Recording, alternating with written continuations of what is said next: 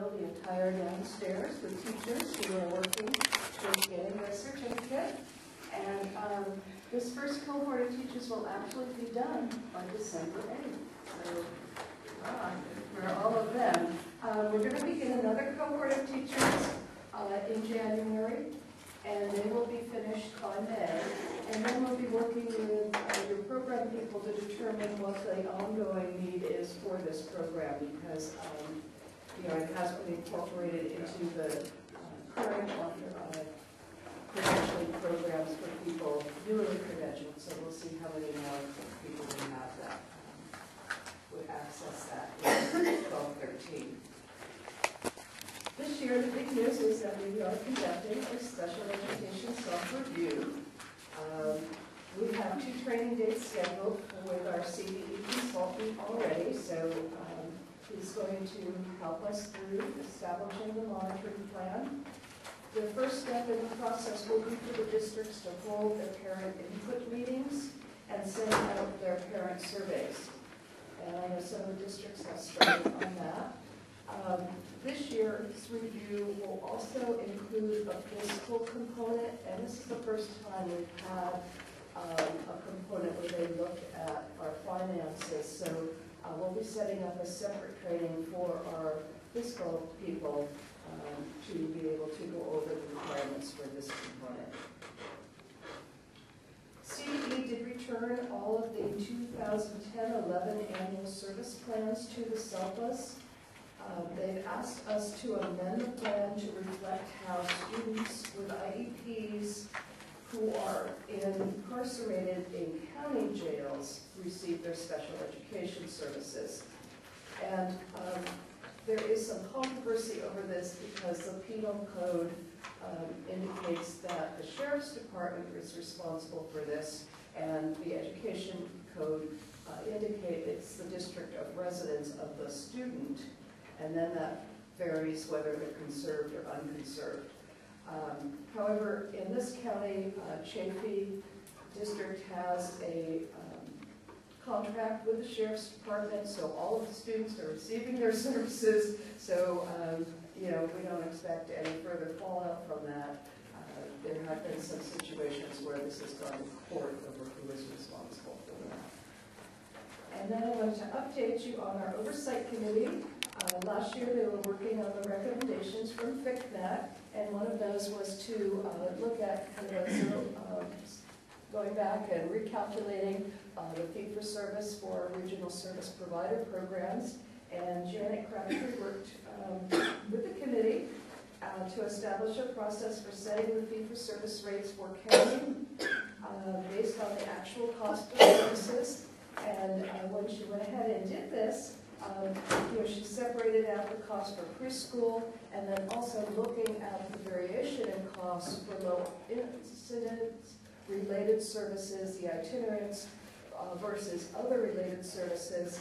She saw that there was a considerable discrepancy, and so broke those out as well. So we'll be kind of taking a look at that process and those results this year, and actually use that process for setting the new rates. And then we have begun reviewing the process by Ontario Montclair School District, because for our districts that serve their own students mixed in with regional service students, it's a little more complex to divide out the actual costs. And Casey Cretlich had brought a process forward. We're just started looking on that, but right now we're on hold due to a change in staffing with Ontario Montclair, and so we're just looking forward to working with their new staff. They just said they need a little time to take that into consideration. And then we'll probably use that same process for Chaffee School District so that they don't have to actually reinvent their process. Then I want to announce that Amy Foodie has been named as a member of the OAH Advisory Council. The council is made up of parents, attorneys, and school representatives, and they provide guidance to OAH regarding the due process issues and procedures. So Amy will be joining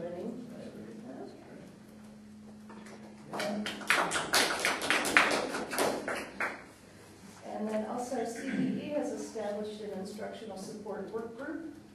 And the purpose of this work group is to develop a resource guide for teachers of students with significant disabilities that's aligned to state standards. And I've been asked by the Self-Administrators Organization to represent them on this work group. That's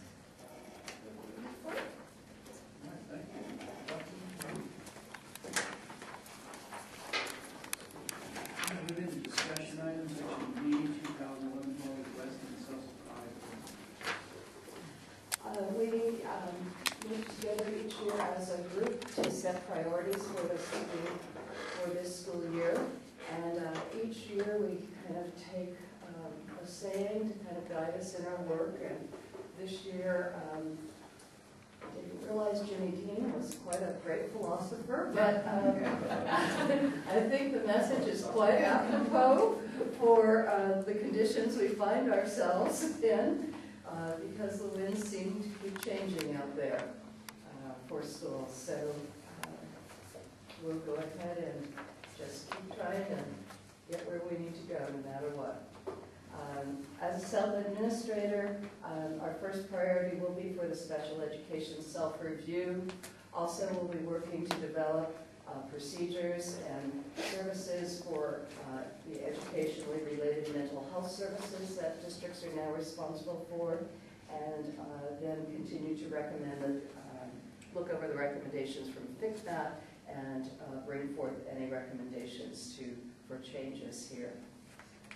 On a more personal note, I am planning to retire at the end of the year, and so I have set my sails for Belize, and I'm going to enjoy the warm Caribbean waters and some scuba diving.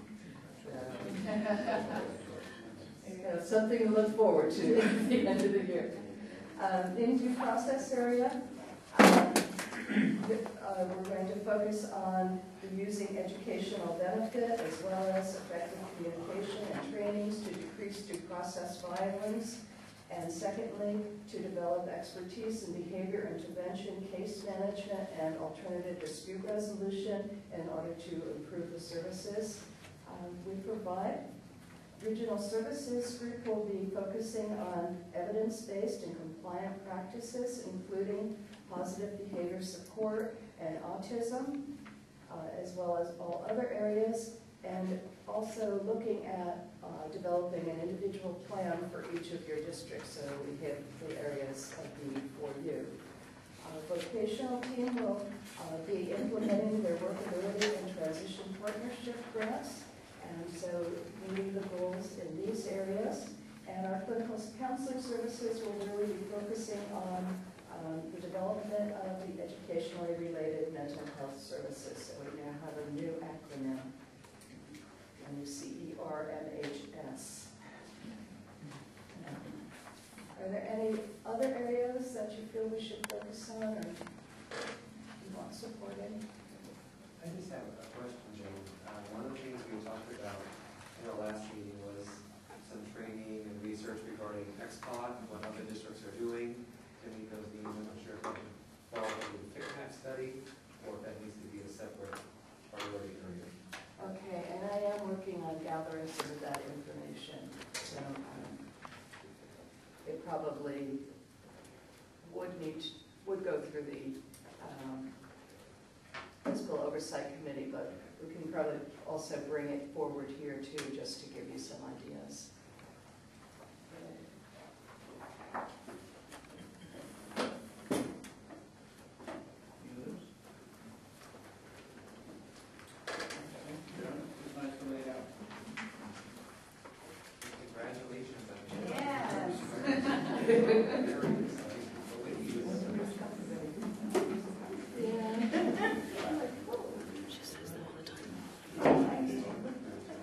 Yeah, so that's a question.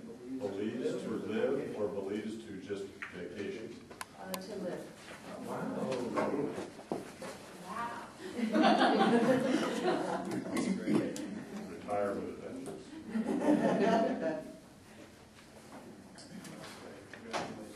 I second just true.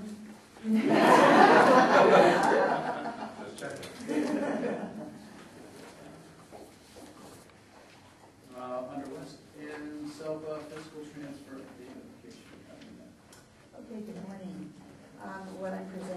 basically a notification that the following 4 items have been updated. I presented the 10-11 final year-end budgets to our finance committee, and we're moving forward just to report that out. We're transferring the final 4th quarter non-public school and agency transfers for last year, as well as the 11-12 funding model was updated, and the 10-11 funding model was updated with some of our latest projections with ADA and a few things that changed on that. So those have all been presented to the finance committee, and just moving forward for notification. Questions? Final 4th quarter.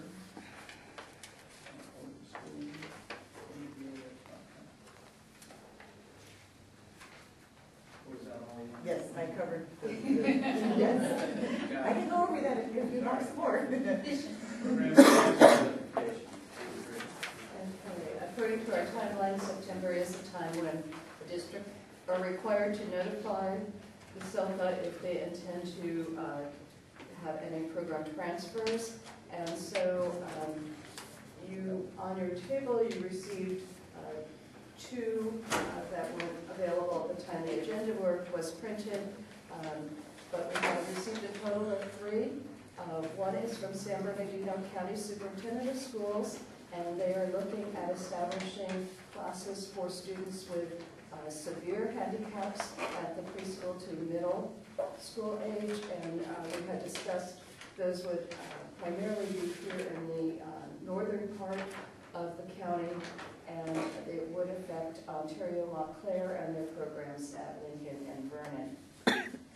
Then Ontario Montclair School District has also submitted a program transfer. They plan to continue extending their autism program, which they started this year at preschool, to a K-2 program, and they also are looking at serving students with emotional disturbance for middle school, grades 7 and 8. And then Upland also is continuing to expand their moderate to severe program, which they had started a couple of years ago, and with opening a 2nd, 3rd grade elementary class. They do see that most of these students would probably come from within Upland School District students who they currently are serving. So we will go ahead and put together a committee that would look at the impact of the entire SELPA and ensure that all of the planning is appropriate according to Ed Code.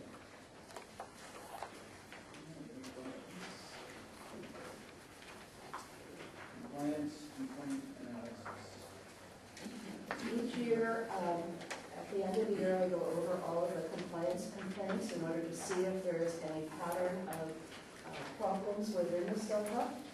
And so last year, we received a total of 17 complaints.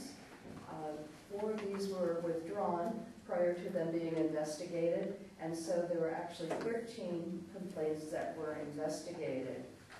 Many of the complaints may have more than one issue, but when we look at those, there were only 3 areas where we had more than one complaint in that area. 7 of those were in regard to timelines, and special education does have a lot of timelines, but that probably is an area we need to tighten up a little bit on, and that there were 7 cases where one of the timelines were missed. And failure to implement the IEP, there were 4 cases of those, 2 related to the next bullet, which was in regard to providing progress reports. So that was considered a failure to implement the IEP, as well as an area of need on its own. So those are areas the directors have been made aware of, and will continue to look at.